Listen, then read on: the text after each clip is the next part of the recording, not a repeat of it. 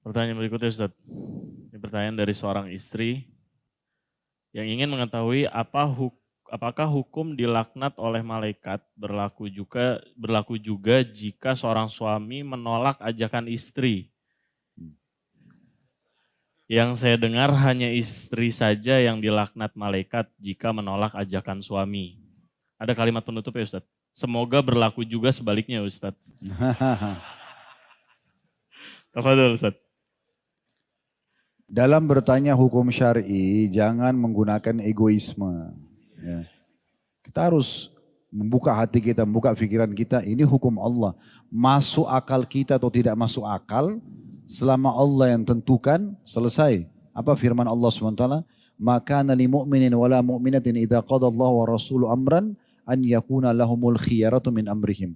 Tidak layak bagi orang yang mengaku laki-laki mukmin dan perempuan mukminah kalau Allah dan Rasulnya sudah menentukan satu hukum, mereka masih punya pilihan yang lainnya. Memang sudah begitu. Kita walaupun para sahabat dulu menjadikan khamr itu minuman mereka seharian. Waktu masa jahiliyah. Saking sukanya mereka sama khamr sampai proses pengharaman amr melalui 3 kali proses turun ayat. Terakhir itu baru turun surah Al-Ma'idah surah nomor 5 ayat 90 atau 92 itu tentang masalah pengharaman khamar. Sebelumnya cuma dilarang sholat dalam kondisi mabuk karena mereka punya satu tradisi seperti itu. Ya. Tapi seperti itulah. Akhirnya mereka tinggalkan juga. Ujungnya akan mereka tinggalkan. Jadi memang ini hukum Allah Subhanahu Wa Taala kita terima walaupun kita tidak suka. Gitu kan. Itu poin dulu. Baik sekarang tentang masalah inti pertanyaan. Apakah berlaku laknat Allah kepada suami yang menolak ajakan biologis istrinya? Sebagaimana hadis menyebutkan, kalau istri yang menolak ajakan suaminya dilaknat, jawabannya tidak. Kenapa? Karena itu hukum Allah. Yang ada dalam dalil istri yang dilaknat. Ada alasan-alasannya. Alasan yang pertama, jarang sekali suami nolak. Iya. Antum kalau diajak sama istri nolak gak? Ah, sudah dengar akhwat? Gak ada yang nolak. Kecuali istrinya bau, ya, bau jengkol, bau nggak mandi mungkin. Tapi kalau dia wangi, dia cantik, siapa yang nolak? Laki-laki itu colek sedikit langsung dia semangat. Jadi nggak mungkin laki-laki nolak itu. Kecuali dalam, insya Allah dalam kondisi dia sakit pun selama belum stroke pasti dia mau. Kan begitu. Oleh karena itu kalau laki-laki sudah coba mengajak istrinya, sudah coba merayu dan dia nolak, disitulah dia kena laknat. Kan begitu. Poin yang lain. Laki-laki sama perempuan beda dari sisi syahwat. Laki-laki itu karena memang Allah ciptakan mereka untuk luar, di luar rumah maksudnya ya. Sholat berjamaah di masjid, ngantar jenazah, cari nafkah, jihad. Kan di luar rumah semua ya. Berarti kan fitnah di luar ini besar sekali, godaan. Yang bisa menimpah mereka, gitu kan? Oleh karena itu mereka butuh untuk dipenuhi kebutuhannya. Sementara perempuan lebih banyak di rumah, lebih tenang secara kejiwaan, ya. Sehingga gejolak dalam masalah biologis itu lebih besar bagi laki-laki. Belum lagi sebagian ulama mengatakan sperma itu mengandung api, ada kandungan apinya. Saya tidak tahu secara medis, tapi saya pernah dapat dalam beberapa buku ulama memang seperti itu. Sehingga dia panas. Umumnya laki-laki itu kalau tidak terlampiaskan maka dia emosi. Larinya ke emosi. Karena memang pengaruh daripada sperma itu sendiri. Nah karena efek ini makanya dianjurkan perempuan itu untuk melayani suaminya. Karena dengan dia layani suaminya secara biologis maka secara otomatis nanti di luar dia akan terbendung dari kemaksiatan. Dan memang dia tidak bisa menolak, susah kalau godaan datang di luar rumah. Perempuan itu sulit. Perempuan itu kalau sudah tidak mau biologis, tidak bisa terjadi kecuali dia diperkosa. Benar nggak? Kalau laki-laki, biar nggak digoda bisa terjadi. Kan begitu.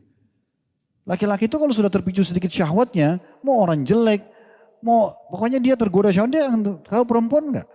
Kalau dia tidak mau, dia tidak akan terjadi kecuali diperkosa. Memang sudah begitu. Jadi ini memang secara kejiwaan, memang laki-laki membutuhkan itu.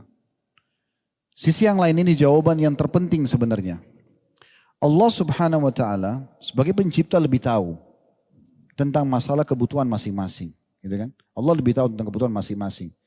Allah Subhanahu wa taala menggantungkan beberapa hukum kalau kita baca letter-let Itu seakan-akan tanda kutip di sini ya, tanda kutip, jangan disalahfahami.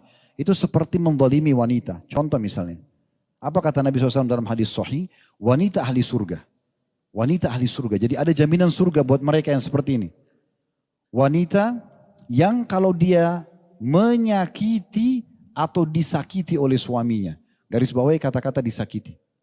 Wanita ahli surga, wanita yang kalau dia menyakiti atau dia disakiti. Maka dia akan datang pada suaminya di malam hari sambil memegang tangannya dan mengatakan, saya tidak bisa memejamkan mata saya sampai engkau ridho kepadaku. Pertanyaan sederhana sekarang. Kenapa ada bahasa disakiti? Sekarang kan kalau menyakiti, wajar orang minta maaf kan. Itu kan salaman itu, saya tidak bisa pejamkan mata sampai kau ridho, seakan-akan maafin saya. Bagaimana memahami dalil ini? Ada bahasa Nabi SAW kalau dia disakiti. Berat ya, dia sudah disakiti perasaannya, dia yang datang minta keridhaan suaminya. Kok bisa? Ternyata ulama bahas masalah ini, subhanallah detail sekali.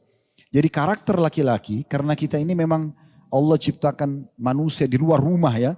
Jadi saya berikan gambaran sholat berjamaah di masjid. Udah biasalah hujan, panas, sudah biasa. Makanya kita nggak butuh hand body, sunblock nggak butuh. Emang sudah makhluk luar rumah gitu ya. Nah iya, laki-laki sudah begitu ya. Antar jenazah, jihad, apalagi jihad. Mungkin mandi berapa hari nggak mandi gitu. Karena susah dapat, ini peluru bisa ditembakin kalau kita luangin waktu buat mandi kan susah. Gitu. Jadi memang kita di luar ini. Nah dengan kondisi kita di luar rumah seperti itu berarti sifat defense laki-laki itu kuat sekali. Pertahanannya kuat. Kapan dia diserang, yang terjadi adalah pertahanan. Makanya saya sering nasihati para ummahat sebagai istri, kalau menghadapi suami, jangan pakai cara laki-laki. Misal contoh banting pintu, karena laki-laki bisa rubuhin pintu. Gitu kan. Anda pecahin satu piring, dia pecahin satu rak. Kan gitu. Dia perempuan ini teriak, laki-laki bisa lebih keras suaranya. Allah sudah kasih suara yang lembut dan air mata. Itu senjatanya perempuan tuh. Kalau sudah laki-laki dihadapi begitu nggak bisa buat apa-apa. Antum baru mau marah istrinya sudah nangis. Coba kalau dia tangannya di sini, kamu begini, oh kamu juga. Kan begitu. Ya. Ternyata teman-teman luar biasa hikmah hadis ini. Jadi kita ini laki-laki, kalau tiba-tiba istri bilang, kamu pasti buat gini, kamu begini tuh. Yang terjadi apa? Defense duluan. Pertahanan dulu. Enggak. Walaupun kita lakukan, enggak. Kan gitu. Karena serangan. Coba kalau dia gunakan cara ini. Antum bayangkan nih, kalau kita lagi buat salah, istri datang. Sudah jelas-jelas kita salah ini. Dia salaman. Kalau misalnya saya buat salah, maafin saya. Apa yang terjadi? Oh enggak, saya yang salah. Wah, gitu. Keluar ke jantan, ya ngakuin kesalahan. Nah itu hikmahnya. Karena Allah pencipta lebih tahu karakter laki-laki jangan dengan keras, nggak bisa. Diajak berantem benar dia gitu kan. Makanya dengan lemah lembut, dengan kesantunan itu luar biasa. Menundukkan bagaimana egonya laki-laki itu tertunduk itu dengan cara seperti itu. Ya jadi kasus masalah laknat ini adalah sebenarnya bentuk kasih sayang Allah. Karena kalau tidak diancam seperti ini mungkin perempuan malas. Dia kan butuh dirangsang dulu. Ada sebagian laki-laki dia sudah syahwatnya penuh di kepalanya. Dia nggak ada waktu untuk merayu lagi. Dia langsung tiba-tiba mau lampiaskan ke istrinya. Istrinya butuh dirayu dulu, kasih bunga dulu, kasih coklat dulu. Ini kapan biologisnya?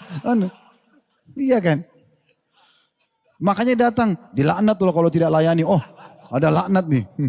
Jadi biar saya nggak dirayu, layani aja deh. Kan begitu.